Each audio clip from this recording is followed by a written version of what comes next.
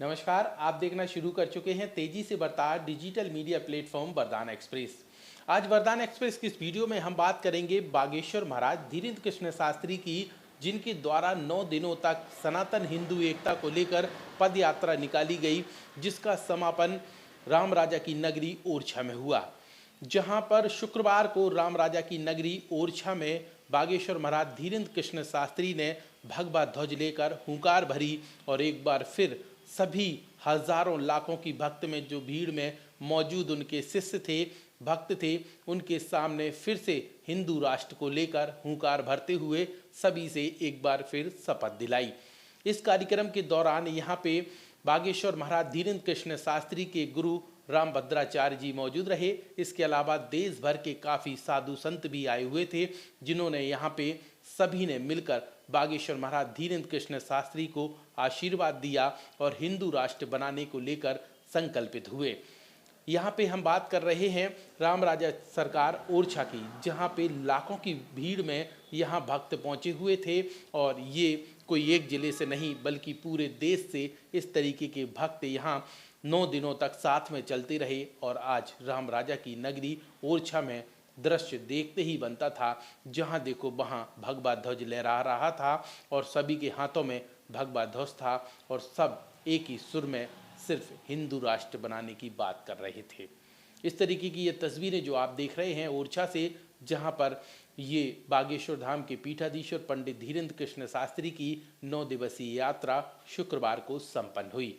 इसके साथ ही उन्होंने एक और अनाउंस कर दिया और कहा कि फरवरी में एक बार फिर नई यात्रा को लेकर मुलाकात होगी और फिर से नई यात्रा को लेकर कदम से कदम मिलाकर चलेंगे। तो यानी कि ये इस बात को भी तय कर दिया कि फरवरी माह में फिर से नई यात्रा शुरू होने वाली है।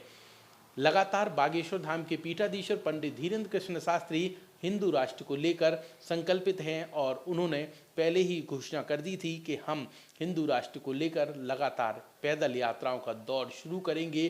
पहली यात्रा बागेश्वर धाम से राम राजा की नगरी ओरछा तक रहेगी और दूसरी यात्रा का भी प्लान बहुत जल्द आप लोगों तक पहुंच जाएगा। हालांकि अभी तक ये तय नहीं किया गया कि यात्रा कहां से कहां तक की होगी, लेकिन फरवरी माह जरूर उन्होंने एक अपने उद्बोधन के दौरान कह दी है कि फरवरी माह में फिर से मुलाकात करेंगे और यात्रा प्रारंभ कर देंगे। वह संकल्पित हैं हिंदू राष्ट्र को लेकर, जिसमें सभी सनातन व्यक्ति जो हैं हिंदू राष्ट्र से जुड़े, जिनकी सोच है कि हिंदू राष्ट्र होना चाहिए, वो सभी लोग साथ में चल रहे हैं। चाहे नेताओं की बात करें, अभिनेताओं की बात करें या फिर साधु संतों की बात करें, सब एक साथ हैं।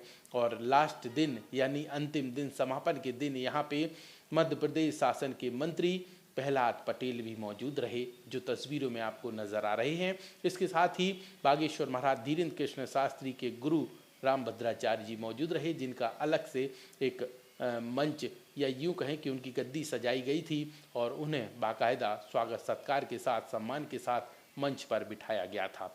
देश भर के साधु संत उपस्थित रहे, जिनकी उपस्थिति में इस पूरी 9 दिवसीय यात्रा का समापन ओरछा में राम राजा की नगरी में किया गया।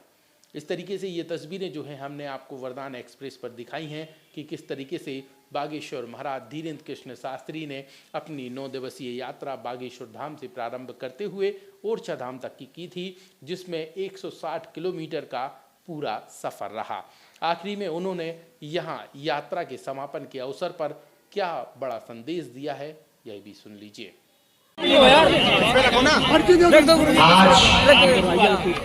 29 तारीख है और 9 दिवसीय पदयात्रा का जो संकल्प बागेश्वर धाम से राम राजा ओरछा तक का हमने लिया था, गुरुदेवों की कृपा से, संतों की कृपा से, समस्त भारत के हिंदुओं के आशीर्वाद से, हिंदुओं की एकता के लिए, जात पात भेदभाव छुआछूत ऊंच नीच मुक्त भारत बनाने के लिए जो घृणा से की हेय की दृष्टि से लोगों को देखते थे, हमने संकल्प लिया था कि हर हाल में पिछड़े और पिछड़े लोगों को गले लगाकर भारत के हिंदुओं का डर भय खत्म करके एकता का परिचय देंगे, ताकि पूरा विश्व ये देख पाए कि हम हिंदू भी एक हैं। उस पदयात्रा में खट्टे मीठे बहुत से अनुभव हुए, अच्छे अनुभव हुए।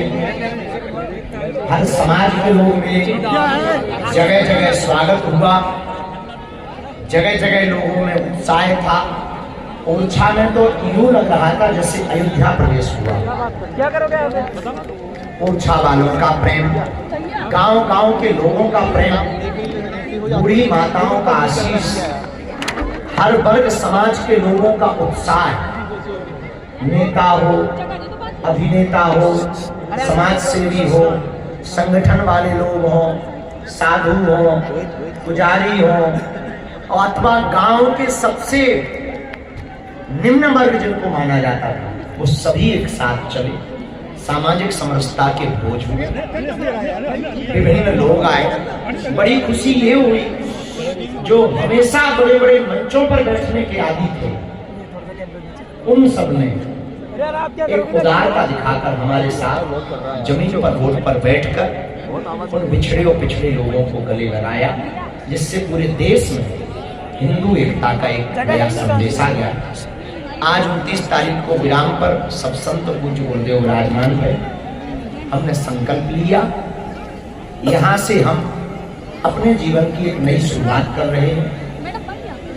कथा भले ही थोड़ा कम करेंगे, दरबार और धाम की सेवा थोड़ा कम करेंगे। इस देश की सबसे बड़ी बीमारी जात पात भेदभाव छुआछूत के नाम पर जो राजनीतिक रोटियां सेकी जाती, हिंदुओं को लड़वाया जाता, हिंदुओं को कमजोर किया जाता, हिंदू बहन बेटियों पर अत्याचार किया जाता, अस्मिता उनकी इज्जत को लूटा जाता, उसके लिए अब हम सड़कों पर उतरे रहेंगे। जब तक देश एक नहीं होगा, जब तक हिंदू एक नहीं होगा, जब तक भगवा ध्वज लहराएगा नहीं, जब तक हिंदू जागेगा नहीं पूर्ण रूप से, जब तक हिंदुओं के खून में कट्टर हिंदुत्व का प्रवाह नहीं होगा, तब तक हम इस देश के लिए आज से अपने आप को समर्पित कर देंगे। 26 फरवरी को हम फिर मिलेंगे।